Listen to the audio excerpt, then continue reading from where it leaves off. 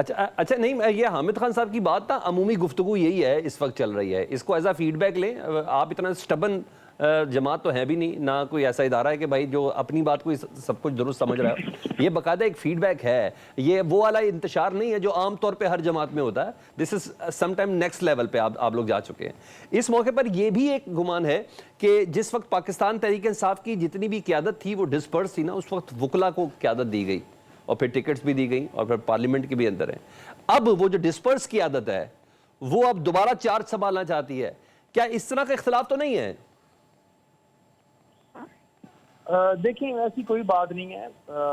اگر دیکھا جائے تو سارے ماحول کے اندر کوئی وہ جو لوگ جو 30-40 سال سے ساتھ سے چل رہے تھے، خان صاحب کے جن کی قربانیاں، جن کا ہر مشکل گھڑی میں ان کا ساتھ دینا، انہوں نے پوری تحریک چلائی ہے، ان کا رول ہے.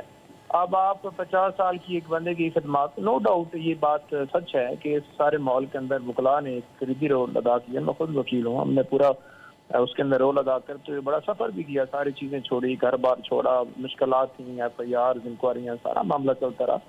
لیکن اگر دیکھیں تو اوور آل اگر کوئی بھی پولیٹیکل پارٹی ہے تو اس میں جو پولیٹیکل لوگ ہوتے ہیں ان کا بڑا رول ہوتا ہے. اور یہاں پر یہ کوئی اختلاف نہیں ہے. ایک شخص کو یہ ضرور ہو سکتا ہے، کسی کو مجھ کو ہو سکتا ہے، کسی اور بھائی کو ہو سکتا ہے کہ پولیٹیکل لوگ دوبارہ اس طرح سے ان ہونا چاہ رہے ہیں، یا وہ زیادہ جو ہے اس وقت غائب سے اور اب آ رہے ہیں.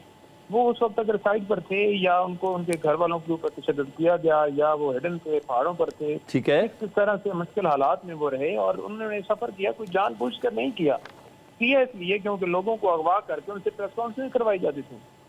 آج اگر کچھ الیکشن ہوا ہے اور اس کے بعد گرفتاریوں والا سلسلہ کم ہوا ہے اور تھوڑی سی جو اسمبلی والی پروٹیکشن ہے وہ بھی ملی ہے، وہ اپوزیشن لیڈر ہیں ہمارے جو عمر ایوب صاحب، اب آپ کیونکہ وہ ان کو اس طرح سے نہیں اٹھایا جا رہا کیونکہ تھوڑا سا وہ الیکشن والا ماحول گزر چکا ہے، ٹھیک ہے، تو اس میں وہ ڈیفینیٹلی سامنے آئے ہیں یا فرنٹ پہ آ کر.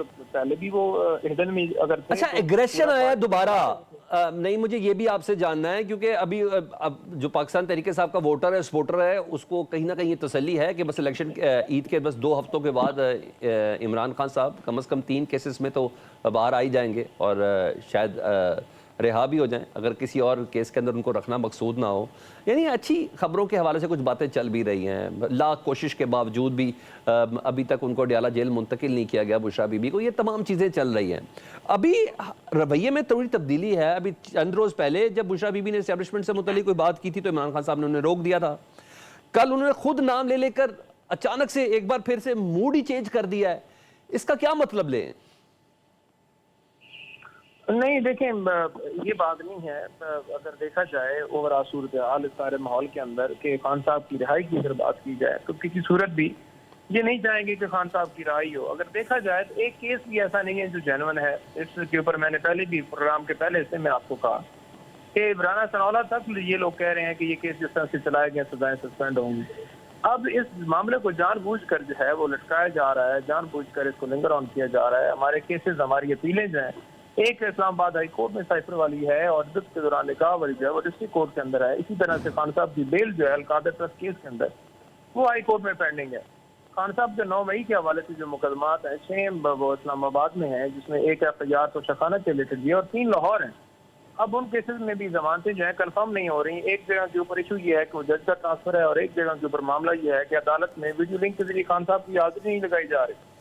تو یہ سلسلہ چل رہا ہے. لیکن اگر مفاہمت کی بات کی جائے یا ڈیل کی بات کی جائے تو ہمیشہ خان صاحب نے اس بات کی تردید کی ہے اور اب بھی وہ کرتے ہیں.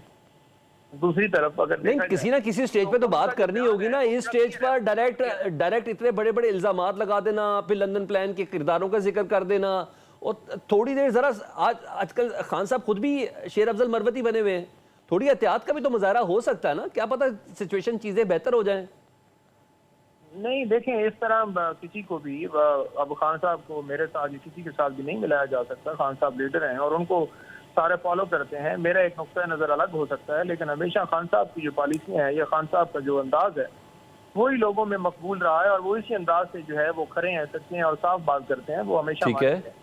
اب بھی اگر انہوں نے بات کی ہے آرمی چیف کے حوالے سے بات کی ہے تو انہوں نے بالکل اس کے اوپر صحیح بات کی ہے. وہ کیسے صحیح کی ہے کہ اگر دیکھا جائے تو جیسے 8 فروری کو ہمارے لوگ جیتے ہوئے تھے تو نہ تو PMLN کی یا پیپلز پارٹی کی حکومت تھی کہ ہم کہیں کہ جناب انہوں نے جو ہے اس کے اندر فارم 47 کے اندر ساری فیبریکیشن کی.